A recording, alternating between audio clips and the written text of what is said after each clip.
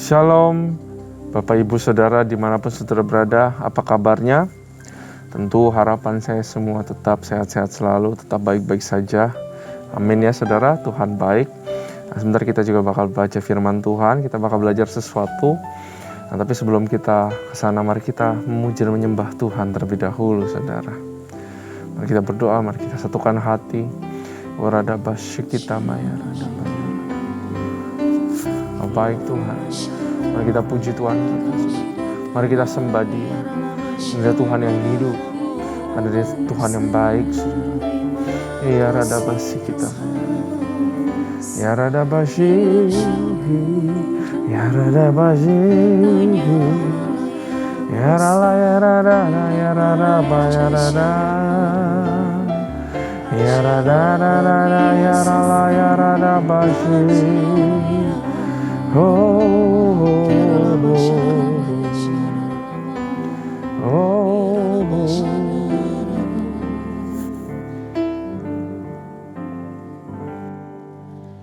Hidupku dalam tangan-Mu, oh Yesus. Setiap langkah Kau tetapkan bagiku. Walau kadang ku tak dapat mengerti jalan-Mu, tetap ku percayakan hidupku. Sebab aku ini hamba-Mu, oh Yesus.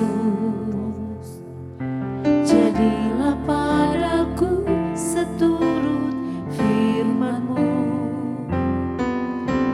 Engkau Tuhan yang selalu menggenapi janji-Mu. Rancangan-Mu terbaik bagiku. Yesus, ku percaya. Yesus, sungguh ku percaya. Rencana-Mu yang ajaib terjadi di dalamku. Yesus, sungguh ku percaya.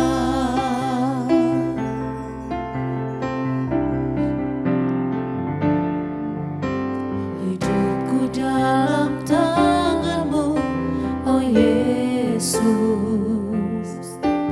Setiap langkah Kau tetapkan bagiku. Walau kadang ku tak dapat mengerti jalan-Mu, tetap ku percayakan hidupku. Sebab aku ini hamba-Mu, oh Yesus. Jadilah padaku seturut firman-Mu. Engkau Tuhan yang selalu menggenapi janji-Mu. Rancangan-Mu terbaik bagiku. Yesus, ku percaya. Yesus, sungguh ku percaya. Rencana-Mu yang ajaib terjadi di dalamku. Yesus, sungguh ku percaya. Yesus, ku percaya. Yesus, sungguh ku percaya. Rencana-Mu yang ajaib terjadi di dalamku. Yesus, sungguh ku percaya. Yesus, ku percaya. Yesus,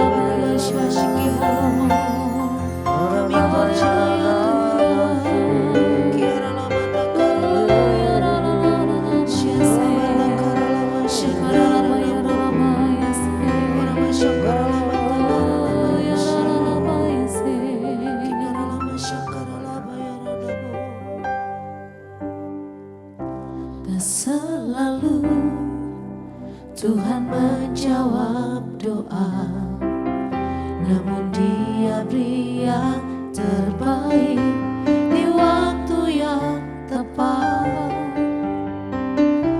Izinkanlah Tuhan untuk bekerja, yang mustahil menjadi mungkin oleh karena percaya. Yesus mendengar lebih dari yang ku doakan. Yesus menjawab lebih dari yang ku harapkan. Dengan caranya di waktu yang tepat, ku kan melihat Dia jadikan semua.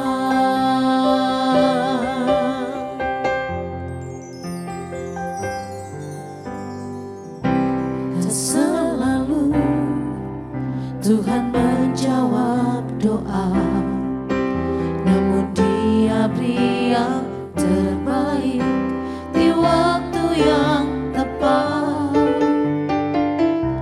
Izinkanlah Tuhan untuk bekerja, yang mustahil menjadi mungkin oleh karena percaya. Yesus mendengar lebih dari yang ku doakan. Yesus menjawab lebih dari yang ku harapkan. Dengan caranya di waktu yang tepat, ku kan melihat Dia jadikan semua. Yesus mendengar lebih dari yang ku doakan. Yesus menjawab lebih dari yang ku harapkan. Dengan caranya di waktu yang tepat, ku kan melihat Dia jadikan semua.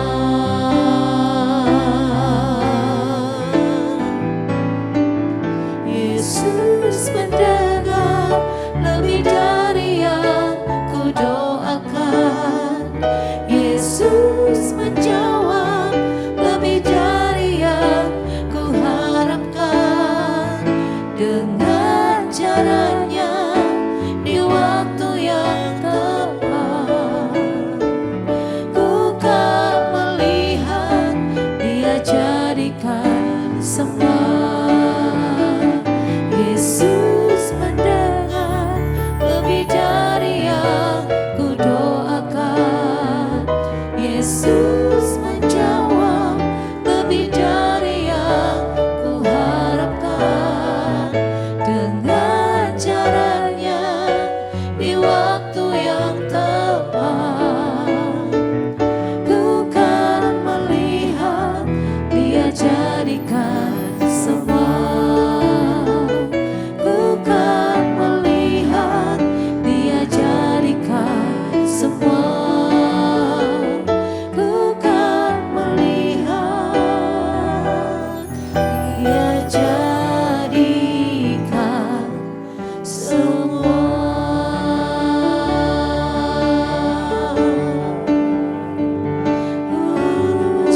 Waktumu yang terbaik. Oh, terima kasih Tuhan. Jawab doa kami Tuhan. Kau yang pelihara kami Tuhan. Haleluya. Haleluya. Terpujilah Kau Yesus. Haleluya. Haleluya. Terima kasih Tuhan. Terima kasih Bapa. Allah yang ajaib, Allah yang mendengar, dan pasti ada jawaban yang Kau berikan pada setiap pergumulan kami ya Tuhan. Terima kasih ya Tuhan. Allah yang hidup, Allah yang berkuasa dalam kehidupan kami. Berikanlah hamba-Mu hikmat untuk mengajar Bible study pada kali ini Tuhan. Berikan kata-kata yang baru, urapi lidah bibir hamba-Mu, sembunyikan hamba-Mu dari balik salib-Mu. Berkati yang mendengar, bukakan telinga, pikiran. Juga ada hati-hati yang boleh berubah ya Tuhan. Kami serahkan semuanya pada tangan-Mu, hanya di dalam nama Tuhan Yesus. Haleluya. Amin. Mari kita siapkan Alkitab kita, saudara. Mari kita buka 2 Raja-Raja pasal yang ke-6. 2 Raja-Raja pasal yang ke-6. Cerita yang unik, saudara, simple, tapi bisa bawa makna yang luar biasa ke dalam kehidupan kita. 2 Raja-Raja pasal yang ke-6. Kapak timbul mengapung. Ya, nanti saudara akan lihat mujizat yang gak lazim, yang saya percaya juga bisa dialami kita semua dalam kehidupan sehari-hari, saudara. Kapak timbul mengapung. Pada suatu hari berkatalah rombongan nabi kepada Elisa, cobalah lihat tempat tinggal kami di dekatmu ini adalah terlalu sesak bagi kami. Jadi udah gak cukup tempatnya. Baiklah kami pergi ke sungai Yordan dan masing-masing mengambil 1 balok dari sana, supaya kami membuat tempat tinggal untuk kami. Jawab Elisa, pergilah. Lalu berkatalah seorang, silakan ikutlah dengan hamba-hambamu ini. Jawabnya, baik, aku akan ikut. Maka ikutlah ia dengan mereka. Setelah mereka sampai di sungai Yordan, mereka pun menebang pohon-pohon. Dan terjadilah ketika seorang sedang menumbangkan sebatang pohon, jatuhlah mata kapak ke dalam air, saudara. Lalu berteriaklah ia, wahai Tuanku, itu barang pinjaman. Tetapi berkatalah abdi Allah, kemanakah jatuhnya? Lalu orang itu menunjukkan tempat itu kepadanya.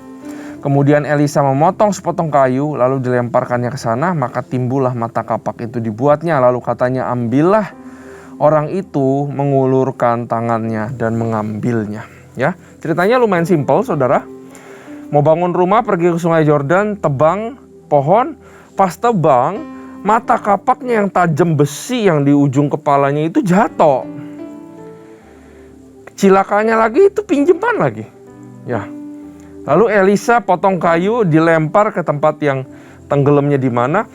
Lalu kapak itu yang harusnya tenggelam malah mengapung ke atas. Mujizat terjadi.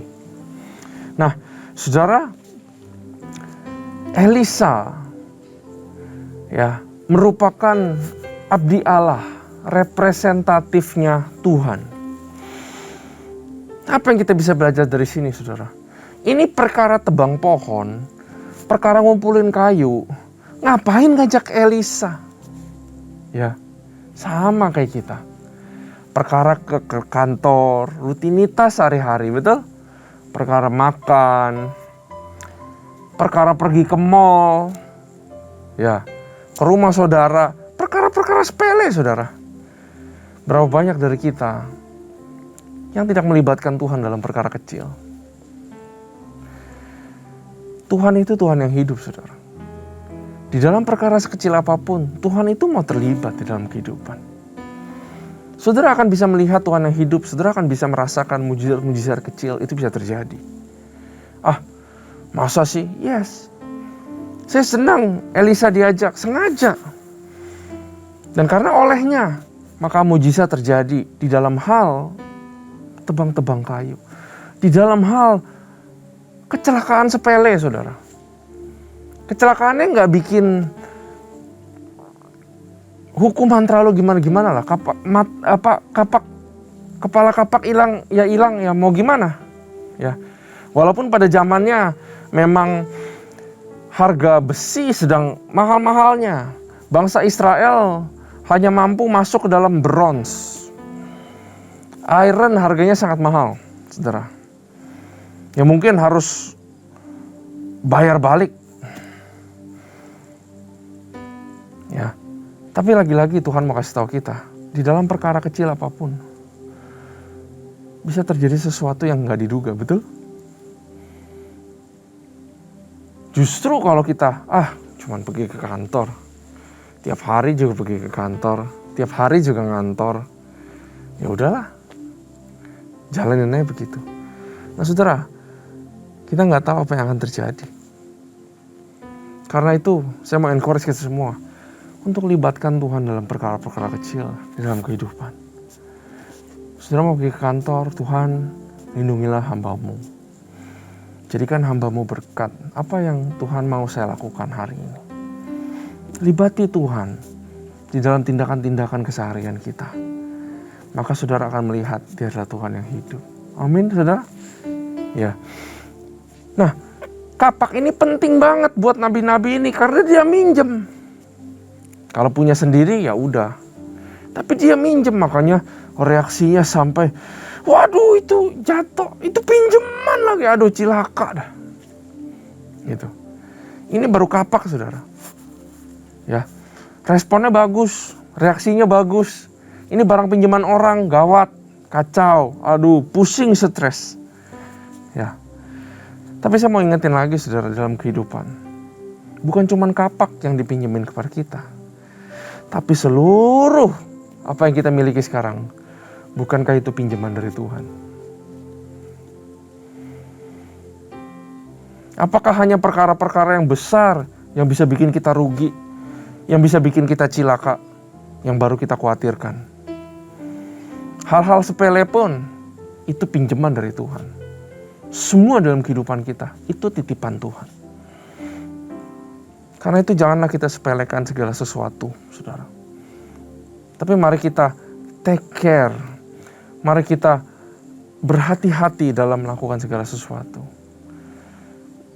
Berhati-hatilah, take care of your family, your work, your ministry, keuanganmu, saudara, rumahmu, mobilmu, semua. Take care semuanya. Karena itu titipan daripada Tuhan. Dan justru bagaimana Tuhan melihat kita, yaitu apakah kita setia dalam perkara-perkara kecil, apakah kita take care perkara-perkara kecil. Tidak ada satupun di dunia ini yang milik kita, semua ada milik Tuhan. Mari kita pelihara. Waktu Tuhan ciptakan Adam, Dia pinjemin Taman Eden. Peliharalah Taman Eden, rawatlah, work out the garden. Sehingga lebih daripada yang aku sudah buat. Apakah kita sama seperti orang yang nyimpen talenta? Kita gak berbuat apa-apa dengan apa yang dititipin Tuhan.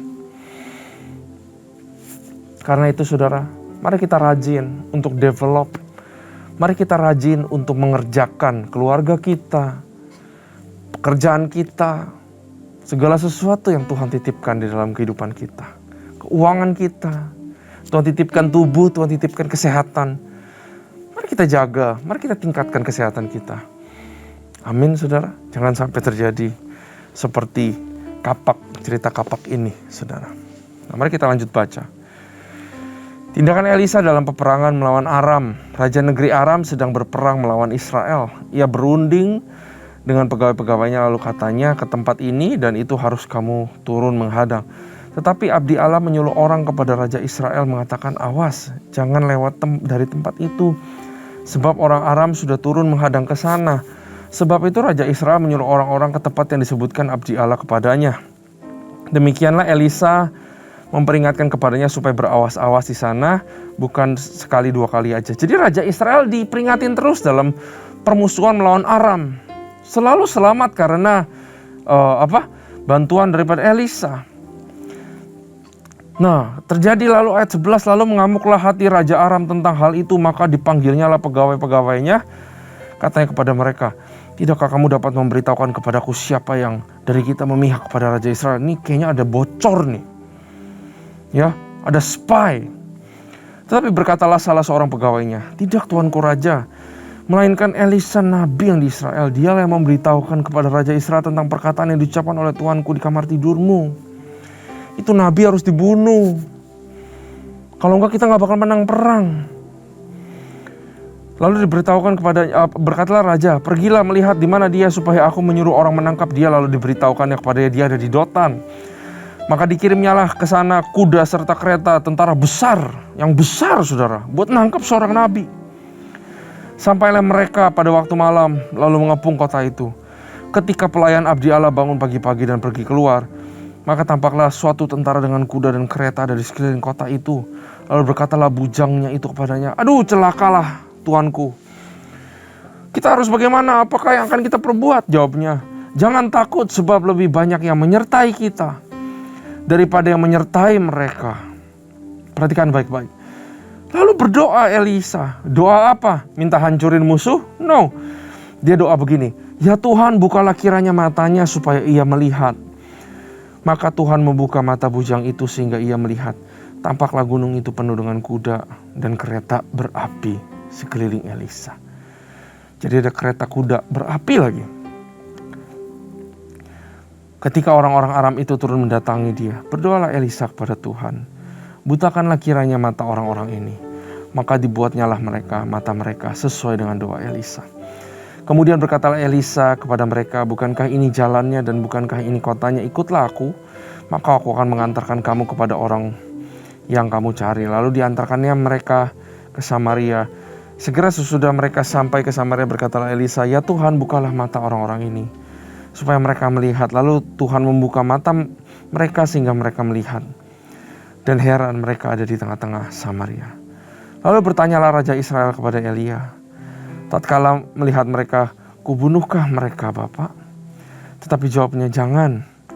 Bisakah kau bunuh yang kau tawan dengan pedangmu dan dengan panahmu? Tetapi hidangkanlah makanan dan minuman di depan mereka, supaya mereka makan dan minum, lalu pulang kepada tuan mereka. Disediakannya lah bagi mereka jamuan yang besar, maka makan dan minumlah mereka. Sesudah itu dibiarkanlah mereka pulang kepada tuan mereka. Sejak itu tidak ada lagi gerombolan-gerombolan Aram memasuki negeri Israel." Seorang nabi mencegah masuknya lagi gerombolan-gerombolan alam. Luar biasa sekali, saudara. Kita akan belajar sesuatu di situ, tapi mari kita baca dulu sampai habis. Nah, tindakan Elisa pada waktu Samaria dikepung. Sesudah itu Ben-Hadad, Raja Aram, menghimpun seluruh tentaranya. Ia maju mengepung Samaria. Maka terjadilah kelaparan hebat di Samaria selama mereka mengepungnya. Sehingga sebuah kepala keledai berharga 80 sikal perak dan seperempat kap tahi merpati berharga 5 sikal perak. Terjadi inflasi karena bahan makanan sulit. Suatu kali ketika Raja Israel berjalan di atas tembok, datanglah seorang perempuan mengadukan halnya kepada raja sambil berseru, "Tolonglah ya tuanku raja." Jawabnya, "Jika Tuhan tidak menolong engkau, dengan apakah aku akan menolong engkau? Dengan hasil pengirikan atau dengan hasil pemerasan anggur?" Kemudian bertanyalah raja kepadanya, "Ada apa?" Jawab perempuan itu, "Perempuan ini berkata kepadaku, berikanlah anakmu laki-laki supaya kita makan dia pada hari ini. Dan besok kita makan dia pada hari ini. Dan besok akan kita makan anak-anakku laki-laki. Jadi kami memasak anak-anakku dan memakan dia." Saudara, terjadi kelaparan yang luar biasa sekali. Sehingga seorang ibu memakan anaknya sendiri. Tetapi ketika aku berkata kepadanya pada hari berikutnya, "Berilah anakmu supaya kita makan dia," maka perempuan ini menyembunyikan anaknya.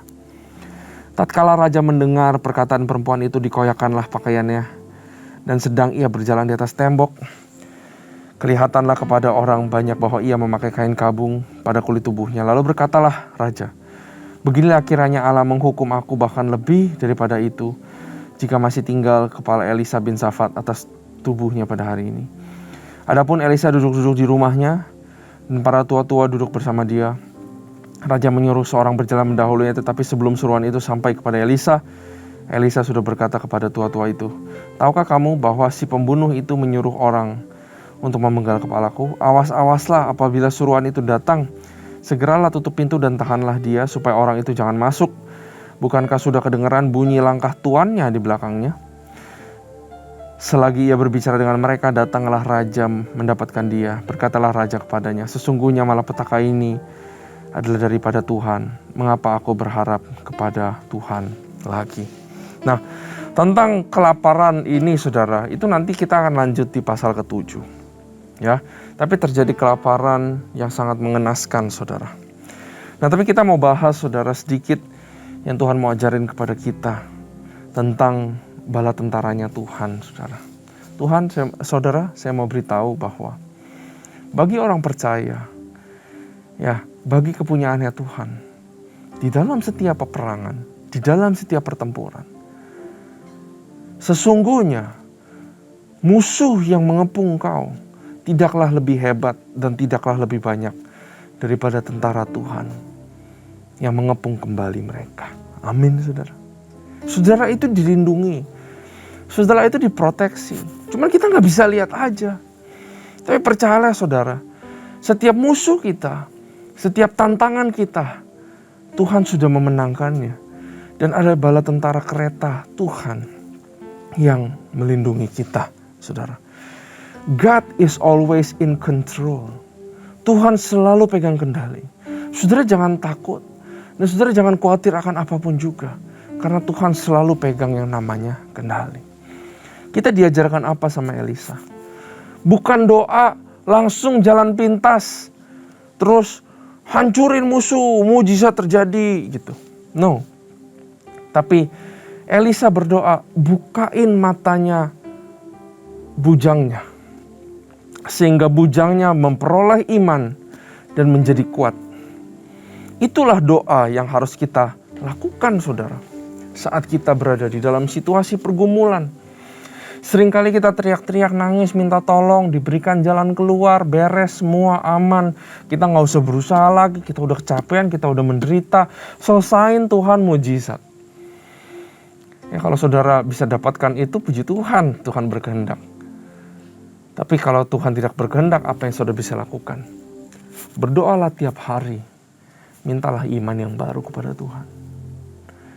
Sehingga saudara bisa beriman di tengah badai.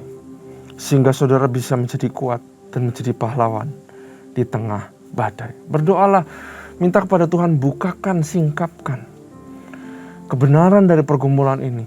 Minta Tuhan bukakan makna pembelajaran apa yang harus saya dapatkan Tuhan dari masalah ini. Doalah setiap hari, mintalah dibangun imannya sama Tuhan. Sehingga saudara makin hari makin percaya dan bukan makin hari makin takut dan menjadi khawatir. Amin, saudara. That's the power of prayer. Ya, luar biasa firman Tuhan mengajarkan kita begitu banyak hal. Mari kita tutup mata kita, saudara. Tuhan, terima kasih buat firman ini, Tuhan. Kami belajar banyak untuk melibatkan Engkau di perkara kecil, di segala perkara dalam kehidupan kami. Untuk kami take care, cultivate, develop untuk segala sesuatu yang Kau titipkan kepada kami. Dan bagi kami semua yang mengalami pergumulan, hamba-Mu berkata, jangan takut dan khawatir. Kita merasa kita dikelilingi sama musuh, tapi sebenarnya musuhlah yang dikelilingi sama tentaranya Tuhan. Dan tentara Tuhan is for us and not against us. Karena itu berdoalah senantiasa, saudara, untuk meminta iman. Bapa, berikanlah kami iman bagi kami semua yang berada dalam pergumulan. Sehingga kami hari demi hari menjadi pribadi yang lebih kuat dan lebih kuat. Sehingga walaupun di luar sana ada badai, tapi badai itu tidak masuk sampai ke dalam hati nurani kami. Terima kasih Tuhan. Kami telah belajar banyak hanya di dalam nama Tuhan Yesus. Kami berdoa, kami belajar, kami menyembah-Mu. Haleluya. Amin. Tuhan Yesus memberkati.